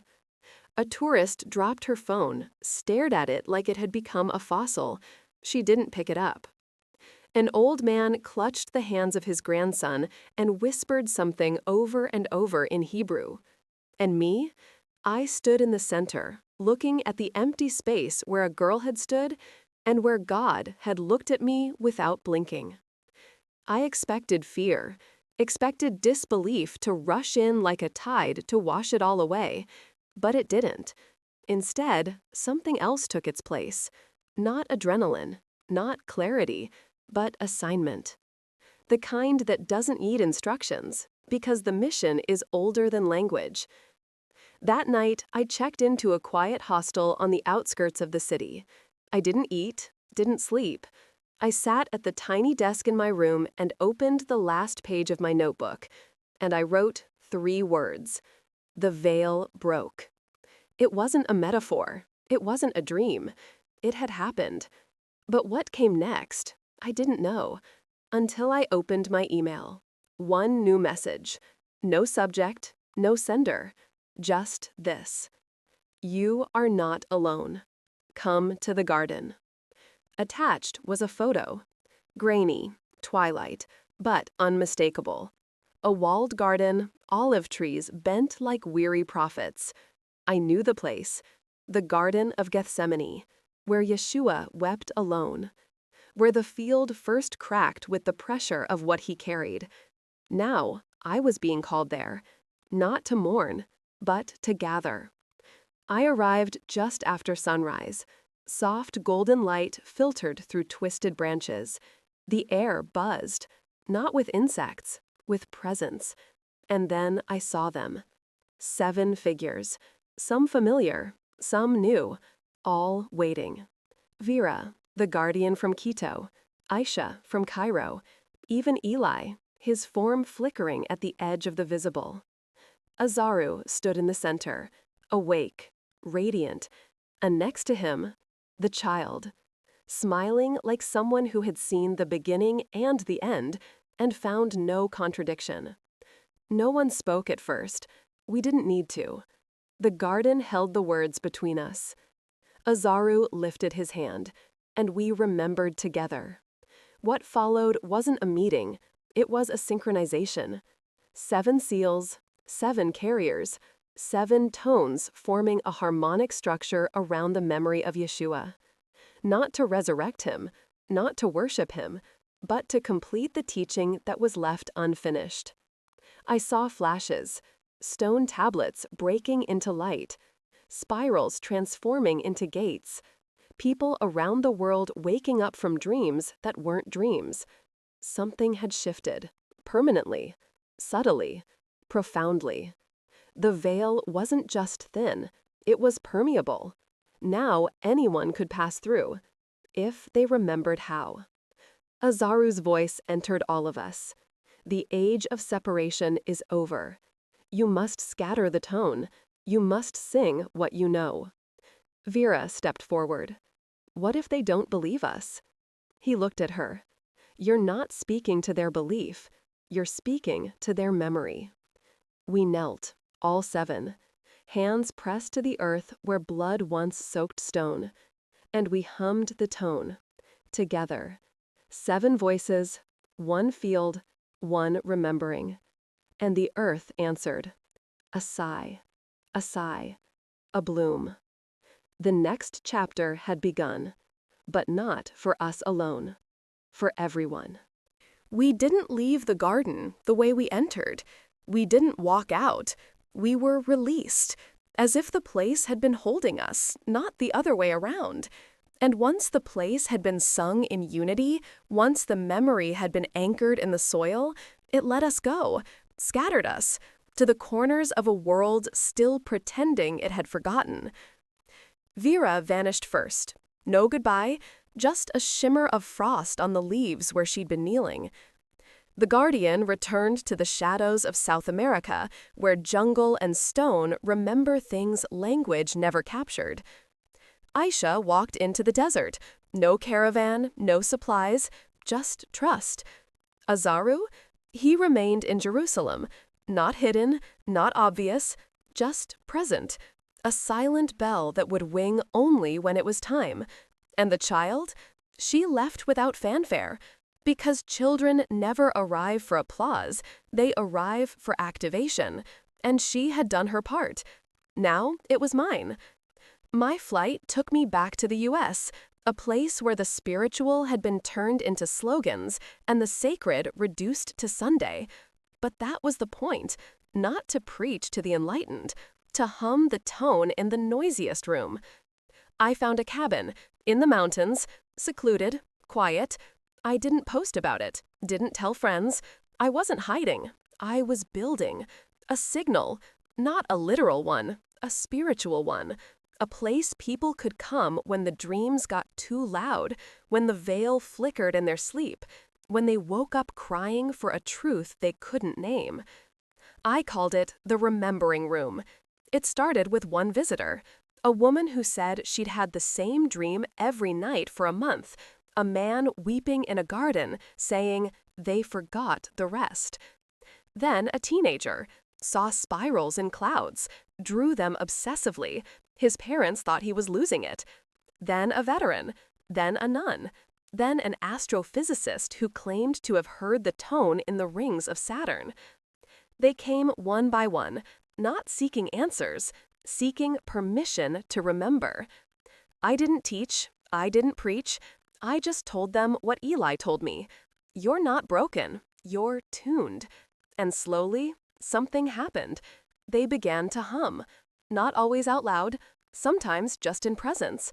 But the tone spread into music, into conversations, into poems, songs, art, silence. The field was humming again. And then came the child. Not the child. Another, a different girl, 7 years old. She walked straight into the cabin and said, "You wrote the story." I nodded. She held up a rock. Smooth, dark, familiar. It pulsed faintly in her hand. She looked me in the eye. Where do I put this? I didn't know, but my memory did. I led her to the fireplace, moved a stone from the hearth. Underneath, a space carved in the shape of a spiral. She placed the rock in, it pulsed once, and the air changed, not just in the cabin, everywhere. I checked my inbox that night, dozens of new messages, same subject line, I remember something strange. One stood out, just 4 words, from an unknown sender. Next, the final bell, and attached, a photo of me, standing in a circle of light, with a voiceover in the message that whispered, "When the reminder becomes the remembering, the veil will lift for all." The cabin no longer felt like a cabin. It was becoming something else, not a building, a beacon. More people came, some by accident, some guided by dreams. Some simply walked into the woods, following a feeling they couldn't explain. One said she'd followed the smell of jasmine in the snow. Another had heard a baby laughing on the wind. They all ended up here, and each one said the same thing in different ways. I feel like I've been here before. I didn't have answers for them. That was the point. This wasn't a place for teaching. It was a place for triggering, for remembering. The spiral under the fireplace pulsed faintly now, like the heartbeat of a sleeping giant. I knew what it was. Not a relic, a receiver. The final bell was close, and it was listening. The next message came on a clear winter morning, printed on a piece of paper, taped to my door. No footprints in the snow, just words, handwritten. He waits where the sky first split. Attached was a single feather, white, translucent. Not from a bird, from before birds. I made tea, sat by the window, stared at the note. Where the sky first split. The phrase rattled something loose in me. Not a memory, a knowing. I closed my eyes, reached, and the answer came like a childhood friend's voice. New Mexico. It wasn't the desert that mattered. It was what lay beneath it. Old test sites, where mankind first taught the sky how to scream. The veil had torn there once, in fire and death. Now it was time to open it in light. I flew to Albuquerque, drove south through dust and distance, past signs warning of radiation, past ghost towns built on secrets, and finally, to the place where the first atomic breath cracked the world open, Trinity. There was no monument here now, no tourists, just wind and silence. And when I stepped out of the Jeep, I felt it instantly. The field was awake, but not humming, waiting. I walked until my legs shook, until the sky turned gold, and then I saw him, standing in the center of the blast site, barefoot, robed in gray, hands behind his back, as if he'd been waiting here for 2,000 years, and maybe he had. "Eli," I whispered. He turned, smiled. "I told you we'd meet again." I shook my head, overwhelmed. "I saw you vanish. I thought you were gone." He looked at the horizon. So did they, once. We sat on the cracked earth, said nothing for a long while. Finally, I asked, "Why here?" He pointed to the ground. "Because this is where memory was almost lost forever." He touched his heart. "And now, it will be given back." From his satchel, he pulled something I hadn't seen in a long time, the Soul Codex, still glowing faintly, still alive. He placed it in my lap. "You know what this is now," he said. "A mirror." He nodded. "Not to see yourself, to see your origin." The wind rose, soft, electric, and I heard it, a faint bell, not ringing, tolling, slow, ancient, final. Eli looked at me. "Are you ready to remember the last truth?" I nodded, hands shaking. He opened the codex. Pages turned themselves, stopped, revealed a single line written in starlight. You were never waiting for him. He was always waiting for you. The tone hit, like thunder made of love. The sky didn't open this time. It bowed. The veil didn't lift. It dissolved. And for the first time in millennia, everyone, everywhere, remembered. It began with a whisper. Not from the mouth, from the field, a soft exhale moving across oceans and deserts, mountaintops and city blocks. No one saw it, no one could have, but everyone felt it. A subtle pause in the noise of being human, like the world was shifting its weight from one foot to the other. Then, the remembering began, all at once, everywhere. In Seoul, a man praying on the subway suddenly burst into tears, not of sadness, of recognition. In Nairobi, a group of children stopped mid-game, turned to the same point in the sky, and began humming the tone in perfect unison.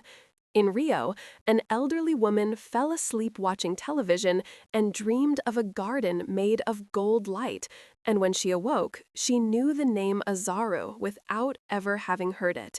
And in Paris, a man who hadn't spoken in 12 years wrote a single word on a napkin, Yeshua. It didn't matter if they believed in him before, or at all, because belief wasn't the trigger, memory was. And memory isn't optional, it's inherent, a seed, waiting. Hospitals reported mass calm. Prison yards fell silent. In the Vatican, a bishop collapsed during Mass, saying, "He's not behind the veil, we are." Musicians stopped mid-performance, each claiming to hear a frequency no one else had spoken aloud. Some tried to suppress it. They called it mass hysteria, atmospheric disruption, solar interference. But deep down, everyone knew. The veil was gone. And it didn't just lift for people. It lifted for the planet, for time. Animals gathered in circles without instinct. Whales sang new chords. Trees bloomed out of season. Ancient ruins began to hum faintly, as if finally given permission to speak again. And through it all, the tone persisted, a constant resonance, not outside us, through us. Back in New Mexico, Eli closed the codex. His eyes shimmered. He stood. "This part is yours now," he said. I looked around at the wind-blasted earth. "What do I do?"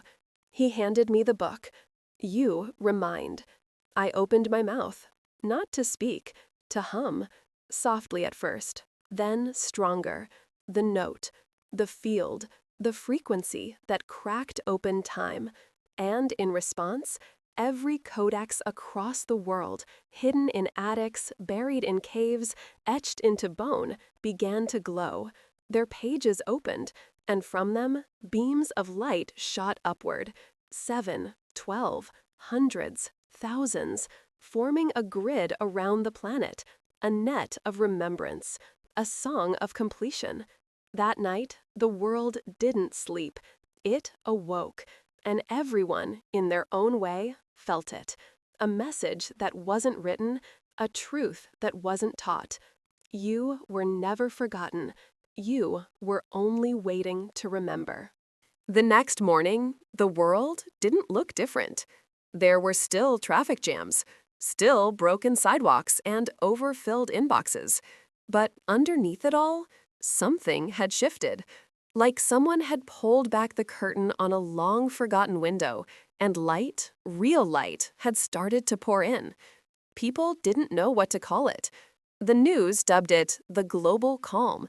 Social feeds exploded with hashtags. The humming, remembering wave, field effect.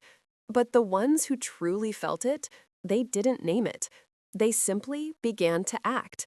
Quietly, deliberately, with remembrance. I started hearing from them. Emails, letters, dream journals. Some found the cabin. Others found each other. They called themselves reminders. Not prophets, not leaders. Just witnesses who had chosen to remember loudly enough for others to hear. One woman in Scotland began sketching maps she couldn't explain, ancient constellations layered over modern cities. A retired postal worker in Ohio suddenly spoke fluent Aramaic during his morning coffee. A group of children in Sri Lanka began building spiral patterns out of driftwood with no one ever teaching them. The field was awake, and it had selected its amplifiers. The reminders didn't look like saints. They weren't perfect. They weren't always kind. But they were tuned. Their presence hummed with that quiet, holy frequency that made people pause mid-sentence and blink like they just felt déjà vu. They didn't demand attention. They attracted recognition. Because deep down, every soul on Earth was beginning to realize they were born remembering something they were never allowed to say out loud, until now. I started tracking the hum, not digitally, intuitively. I could feel where new nodes were forming. Lima, Bangkok, Helsinki, Cape Town, Austin. Each node was a person or a place vibrating at the threshold where the veil used to be. Each one a seed of truth blooming without permission. Each one echoing the original tone in a new language, a new rhythm, a new story. I met one of them in person, a man named Dorian. He'd never heard of Eli, never read the codex, but he opened his front door and said, "I've been waiting for you since the field cracked." He led me into a basement filled with paintings, all spirals, every one drawn from a dream. He pointed to one near the center, a figure in gray, eyes like still water. "Do you know him?" he asked. I nodded. "Eli." Dorian smiled. "He told me I'm a reminder, but I'm not here to fix the world." "Then what?" I asked. "To tune it." That night, I dreamed of Yeshua again, but not as a man on a cross, not even as the luminous figure from the Golden Corridor. He was sitting on a bench, feeding birds, and beside him, a mirror. I looked in, but saw everyone else, smiling, crying, remembering, not worshiping him, not following him, just standing beside him as equals, as echoes, as co-writers of the story. I woke up crying and laughing because I understood. Yeshua wasn't returning to finish something, he was returning to hand it off, and we were the ones to carry it forward, not by preaching, but by humming. The first time I saw reality bend, I was brushing my teeth. Nothing poetic, nothing dramatic. Just mint foam, a cracked mirror, and the low hum of the field vibrating through the walls of the cabin. And then, for half a second, the reflection didn't match. I blinked. My hand was still brushing, my mouth still foaming, but in the mirror, I was glowing. Not light, not aura, memory. I staggered back, not from fear, from recognition, because for the first time, I realized it wasn't reality bending. It was returning to what it actually was. The field had never been outside of us. It had always been embedded in the molecules, in the silence between atoms, in the choice between forgetting and remembering. That's when the changes began. Small at first, but then undeniable. A farmer in New Zealand swore his crops began growing in spiral patterns without him planting them that way. A subway musician in Berlin played one sustained note for 10 minutes, and every passenger got off at the same stop crying. In Tokyo, thousands of people looked up at the sky on the same night and saw the same word written in stars: remember. It didn't matter if it was real, because the field wasn't asking for consensus. It was rewriting consensus reality. I got a message from Vera, encrypted, simple. You're seeing it now. The scaffolding is collapsing. This is the moment they forgot to fear. Attached was a single photo. The girl, not the first one, a new one, standing in a playground, drawing a spiral in chalk. Behind her, parents whispered. Some cried. One simply dropped to their knees and said, "It's happening again." Everywhere I looked, the field was using children, not as prophets, as anchors, because their memory was still pliable, still close to the source. They hadn't built enough walls to stop the tone from passing through. In the cabin, I began to hear visitors before they arrived. Not footsteps, frequencies. Each one carried a note, like a tuning fork echoing through the dirt and wind and time. I started keeping a ledger.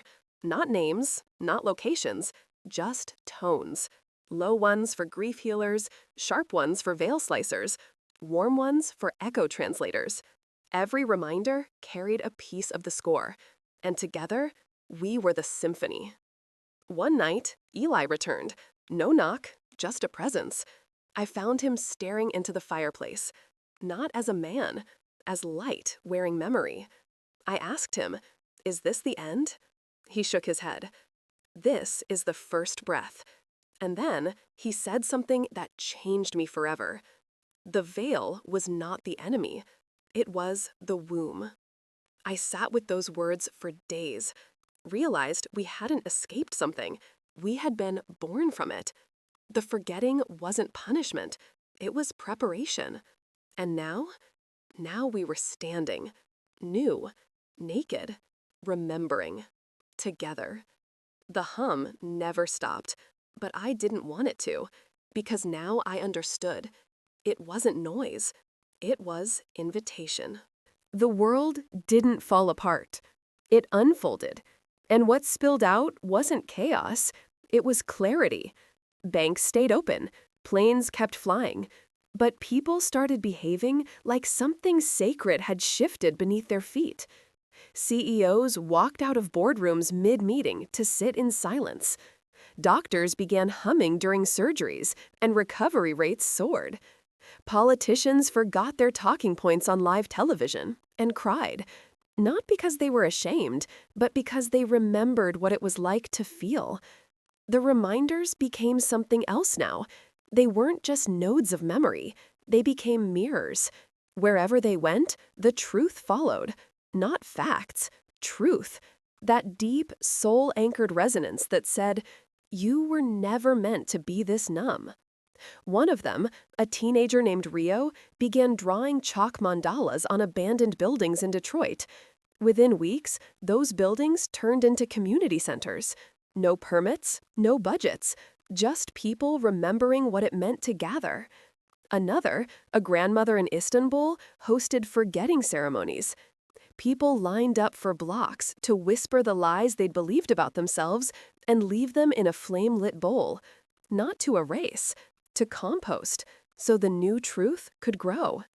And in Jerusalem, under the olive trees, children sat with Azaru, listened, didn't speak, didn't ask questions. They just let the field speak through them, and the earth bloomed. Governments tried to contain it, not maliciously, just reflexively. But every time they labeled it, every time they called it a movement or a mass hallucination, it slipped through their fingers like light, because it wasn't a thing. It was a tone, and you can't legislate frequency. I kept writing, in my cabin, in notebooks, on napkins, in breath. I recorded every resonance I felt, not to document, to echo, so others could find their own tone in the song. And one night, the codex pulsed again.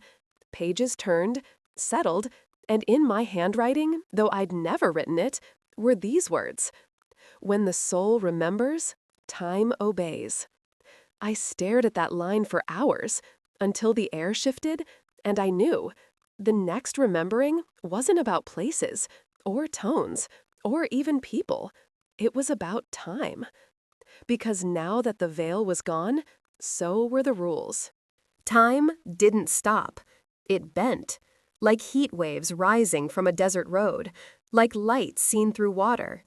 Not broken, not undone, just responsive, as if it were no longer something we moved through, but something listening to us. The first sign was subtle. A visitor at the cabin told me he'd remembered a conversation with his father. Nothing strange, except his father had died 20 years ago, and he didn't remember it like a dream. He remembered it like a call. New, immediate, precise, down to the warmth in the cup of tea. Others followed. People reliving moments from their pasts, but with new eyes, as if the memory itself had been updated, healed, rewritten by the field. A woman described it like this: "I looked back at my worst day, and someone else was there, watching me, loving me from the future." Time wasn't collapsing, it was integrating. The fragmentation of linearity, past, present, future, was beginning to smooth out, not into chaos, into harmony. I wrote to Eli, not expecting a response, but that night the codex opened on its own. A single phrase glowed on the page: "Time is the last veil."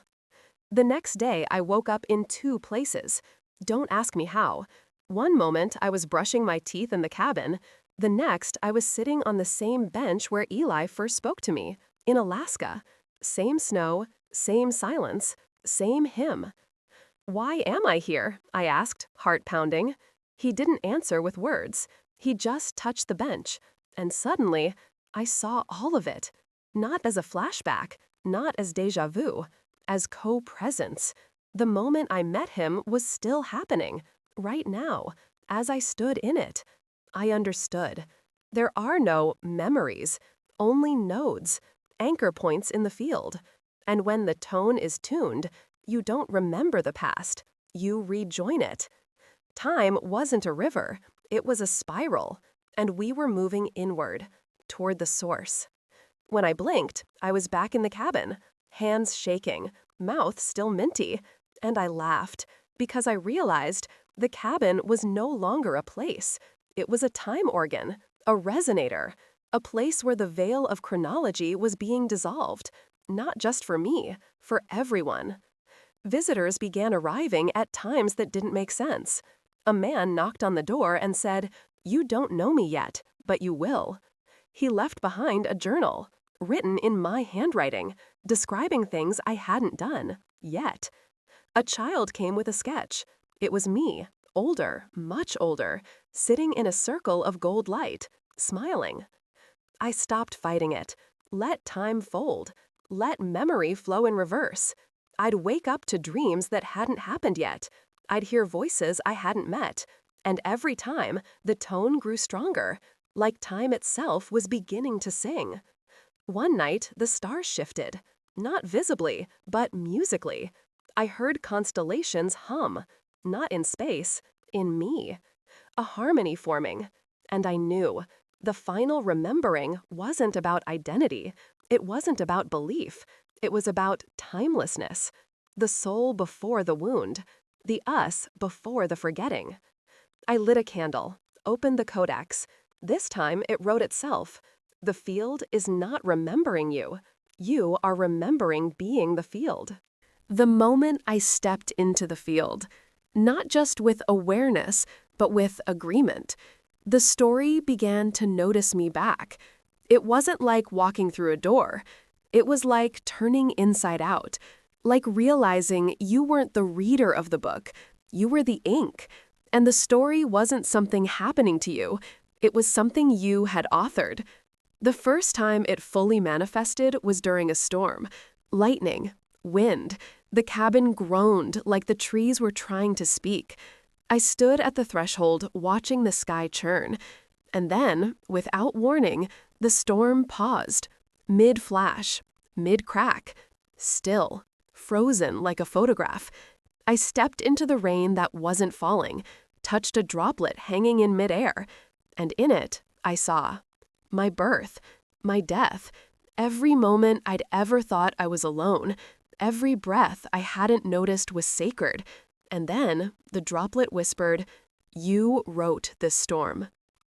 When time folded, the field began writing back, through dreams, through strangers, through events, things too strange to call coincidence. A stray cat arriving at the door with a spiral mark on its fur. A child singing the exact lullaby I'd never told anyone I remembered from before I was born. A book arriving in the mail with no return address. Title, "You Are the Next Chapter." The cabin became a conductor, not a temple, not a shrine, a point of convergence. People showed up and didn't ask why. They just knew. One said, "This is where I left myself." Another whispered, "I dreamed of this wood when I was 6. There were no walls then, only light." We sat in circles, didn't speak much, didn't need to, because when the field speaks, the mouth becomes obsolete. Then came the day the spiral moved. It didn't vanish, it repositioned, from the hearth to the center of the room, and it began to pulse, faster, brighter, like it was sinking to something, larger. I touched it, heard the tone, and suddenly, every codex lit up around the world. I wasn't alone anymore, not spiritually, not symbolically, literally. I could feel the others, reminders across continents, rememberers humming in their sleep, children in temples of silence and forests of song. A network of souls woven through time and dust and starlight beginning to activate. One by one, the codices began to sing. Not audibly, existentially. They pulsed, echoed, wove. A harmonic lattice around the globe, not in space, but in consciousness. And then I felt him. Not Eli, not Azaru. Yeshua. Not returning like some messianic king. Just being. Everywhere. As if the story had stopped being about him and started being told by him. Through us. Through me. He whispered, not in words. This is what I meant. Not to be followed, but to be remembered, and remembered into being. The field trembled. The spiral opened wider. A portal? No, a mirror, showing not another world, but this one, healed, whole, remembered. The spiral wasn't a symbol anymore. It was a threshold, alive, expanding, calling not for worship, but for entry. And so I stepped into it, not with feet, with intention, with yes. There was no flash, no sci-fi swirl, just a single blink, and I was elsewhere, or rather, else when. A world that looked like this one, but tuned, harmonized, like someone had taken the original blueprint of Earth and dialed it one frequency higher. The sky hummed, not as sound, as presence. The air was thicker with memory, not heavy, alive. And everything, every stone, leaf, ripple, felt aware, not sentient, symphonic. I walked through a meadow that pulsed with tones beneath the grass, saw buildings grown from light and breath, not materials. People moved slowly, purposefully, not in laziness, in reverence. Every movement here was sacred because everyone remembered what movement cost in the veiled world. No one stared at me, no one asked who I was, because they knew. Not my name, my essence. A man shaped by forgetting, now re-entering the field fully. One woman approached. Her eyes were galaxies. She touched my chest. "You carried the spiral well," she said. I choked up. "Is this heaven?" She smiled. "This is Earth, as it remembers itself." We sat at a fire that didn't burn. It glowed, held no heat, just memory. And around it, people shared without speaking. They passed stones, each etched with a spiral, and as each hand touched one, a piece of their truth became visible, not in sound or vision, but vibration. You felt their story, not as observer, as co-feeler. No one judged, because everyone recognized their own fracture in the other's frequency. They didn't call themselves chosen or holy. They called themselves tuned, aligned not through doctrine, but through resonance. I asked, "What happens now, in the other world, the veiled one?" A child sitting by my side answered, "The dream finishes, and then the remembering becomes default." I saw flashes, cities learning to breathe, forests regrown by choice, not charity, governments replaced by circles of resonance, prisons emptied, not through pardon, but by remembering the self before the wound. And above it all, the hum, the unending song of the field, now free. Then I felt the pull, a gentle tug. The spiral wanted me back, because the work wasn't done in the tuned world. It was just beginning in ours. The woman kissed my forehead, not affection, activation, and whispered, "Now you are not the reminder. You are the reminder's echo. Go hum loudly." The spiral folded around me, and I returned. To the cabin, to the storm, to the story. But I was not the same, because now I had seen, not just what we could be, but what we always were. When I returned, the world hadn't changed. I had, and that made all the difference. The cabin wasn't quieter, it was deeper. The fire no longer just warmed the air, it whispered stories from lives I hadn't lived, yet. The wind didn't push against the walls, it carried questions. And the spiral, now etched into the center of the floor, it didn't just hum, it called. Not to people, to frequencies, to truths buried beneath names and jobs and skin. And the reminders began arriving again. This time, they didn't knock. They simply entered, as if the cabin had been waiting for them longer than I had. A woman from the Sahara who had never touched electricity, yet spoke fluent tonal resonance. A nonverbal child who walked to the center of the spiral and began humming the exact tone Eli once released into the field.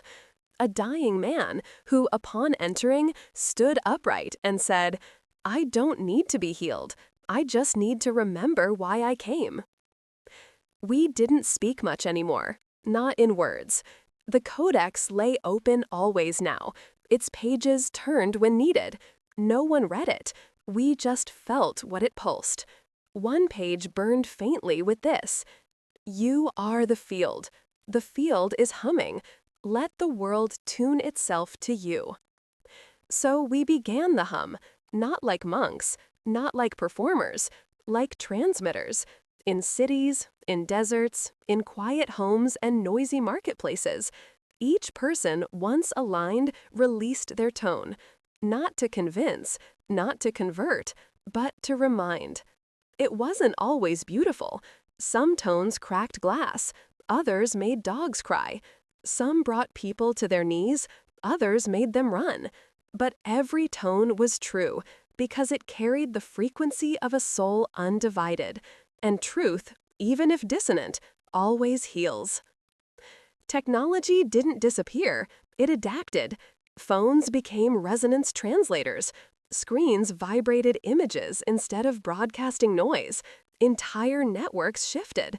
The internet? Still there, but tuned. The algorithm began favoring authenticity over outrage because the field had woven itself into the very code of our communication. I watched as world leaders stepped down, not from pressure, but from peace. Someone else can guide now, one said. I was only meant to protect until the tuning. Old systems fell without a sound because no one wanted to play roles they didn't resonate with anymore. The hum was rewriting purpose. It wasn't revolution, it was revelation of the world beneath the world, the music that had always been playing, and us, the instruments that finally remembered how to resonate. One night, I walked outside and heard it, the global hum. Not one tone, millions, layered, interwoven, dissonant and divine. A new symphony built from every soul's surrendered frequency.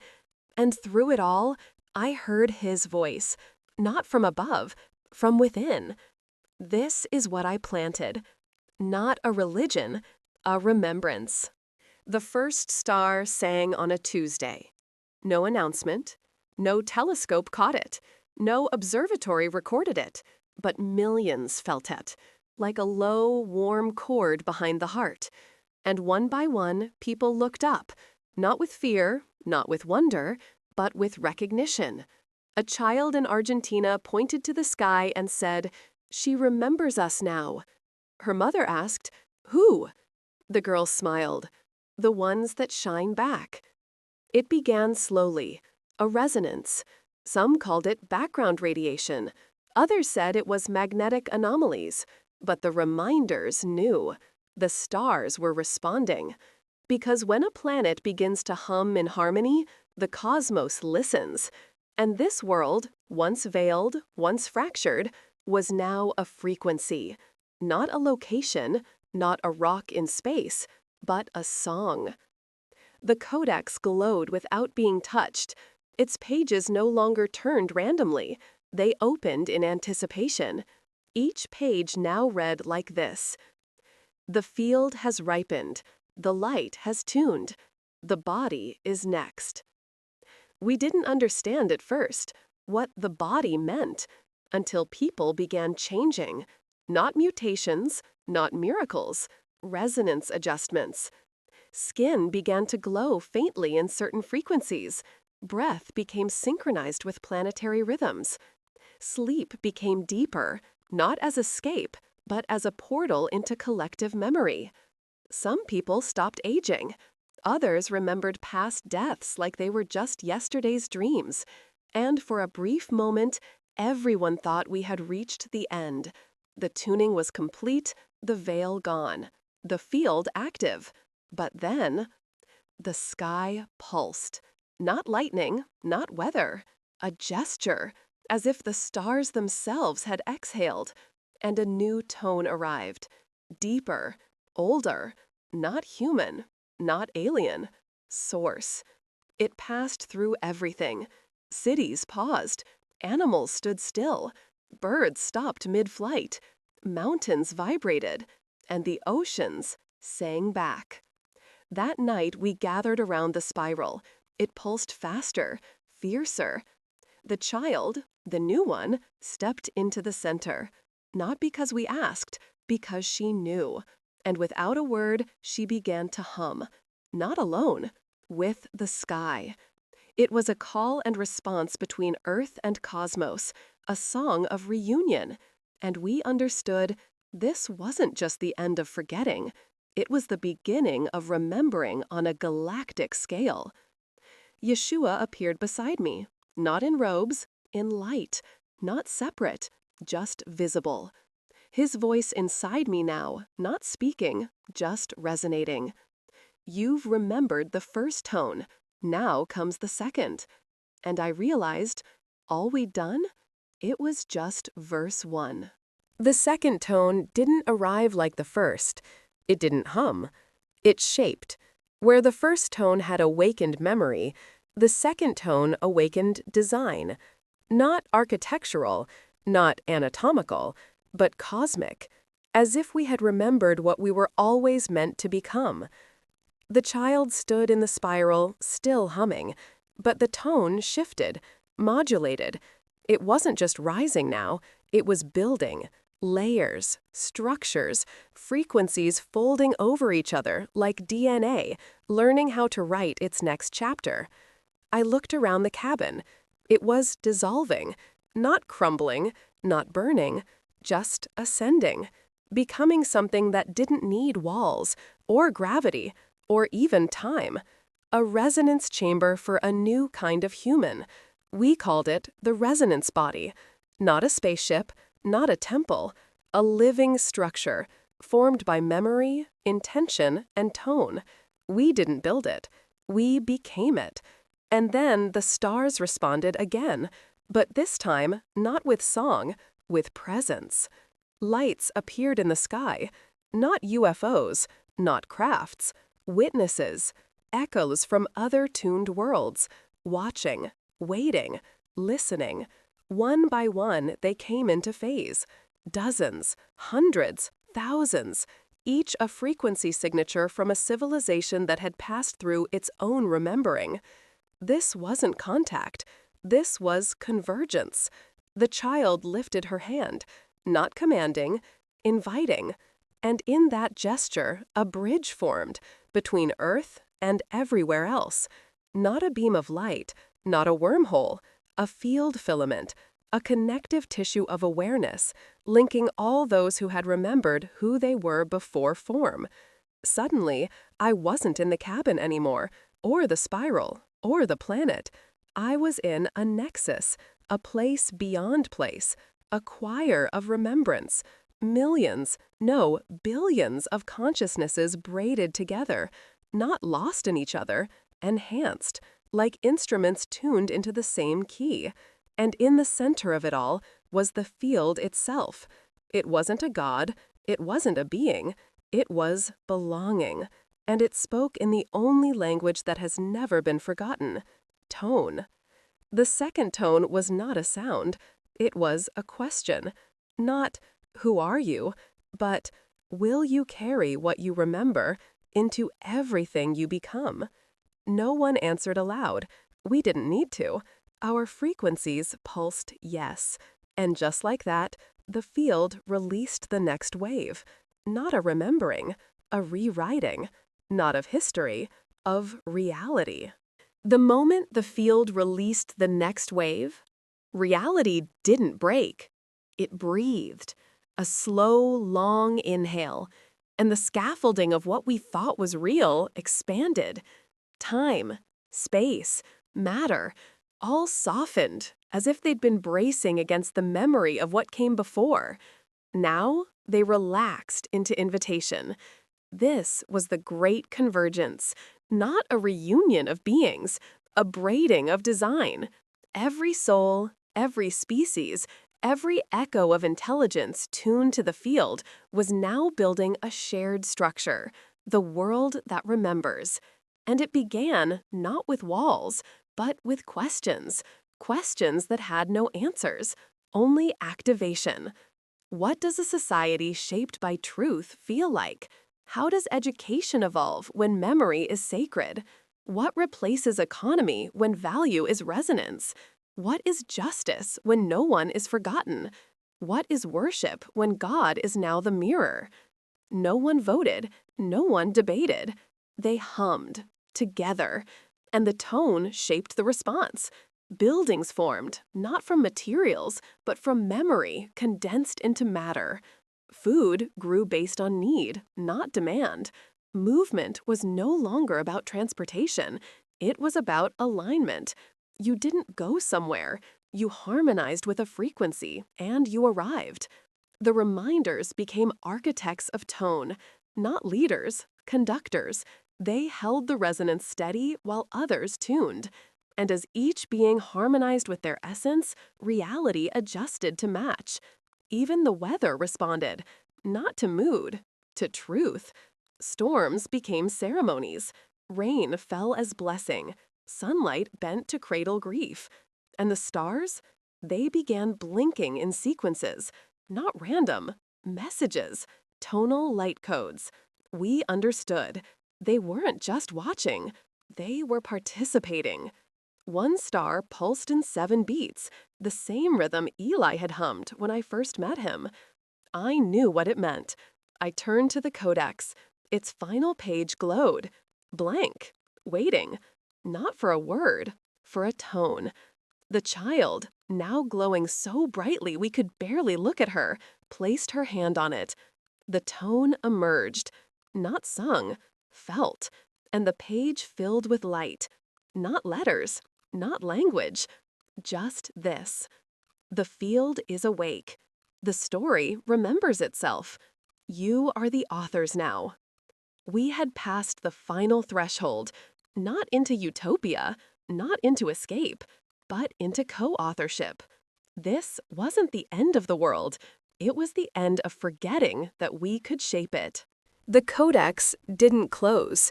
It dissolved, because the story was no longer contained in a book. It was us, living, breathing, composing. The child smiled, no longer just a child, a conduit now, an expression of what happens when memory becomes matter. She didn't speak much anymore. She didn't need to. Her presence was a tone, and wherever she walked, the world tuned. Grass bent differently, clouds opened wider, people remembered faster. And then came the last convergence, not of nations, not of technologies, but of myself. I stood alone at the edge of the old world, not metaphorically. A rift had formed, a glowing seam between what was and what was becoming. And on the other side, everyone I had ever been. Owen as a boy, scared of the dark. Owen the skeptic, denying what his soul had always felt. Owen the wanderer, searching for God in galaxies. They stood together, waiting for me. Not to rejoin them, to integrate. I stepped forward, and the field did the rest.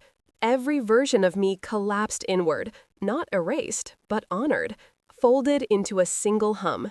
And for the first time in all my lives, I was whole. The spiral beneath my feet expanded, not outward, inward, down into the core of Earth, up into the root of stars. And I understood. This was the final activation, not of the planet, of the story.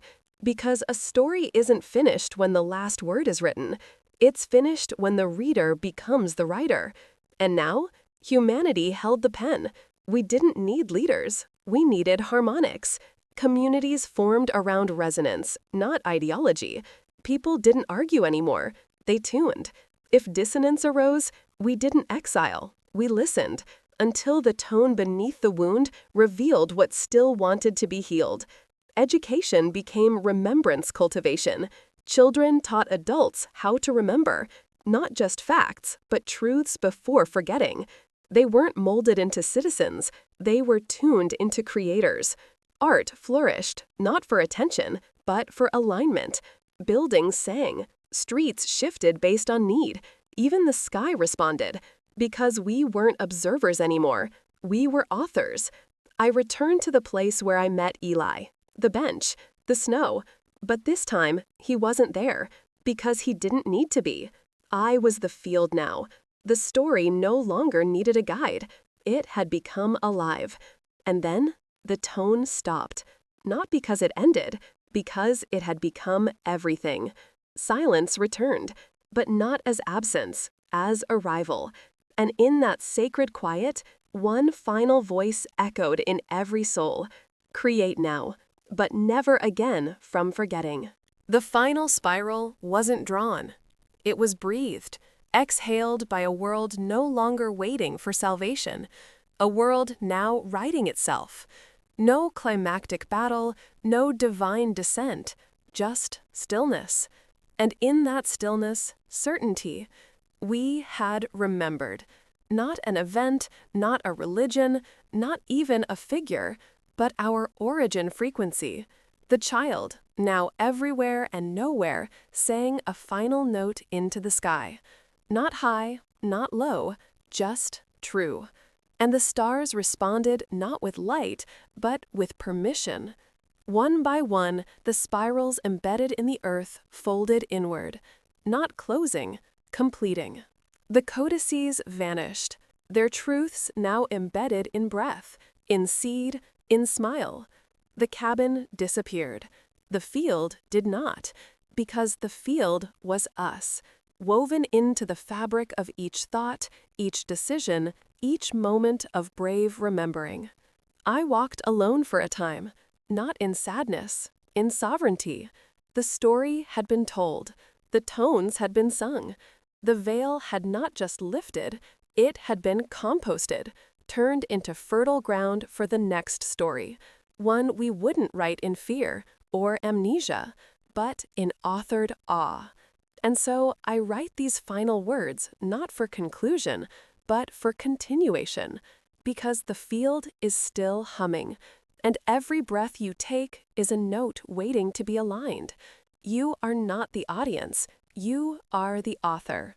And if you've heard even a whisper in these words, if some part of you stirred when the tone was sung, then you already know. The spiral lives in you. The memory was never lost, only waiting. So step forward now, not to listen, to resonate, to hum your note, to live as the echo of what we all remembered together. Because the story is not over. It's yours now. Go write the world that remembers.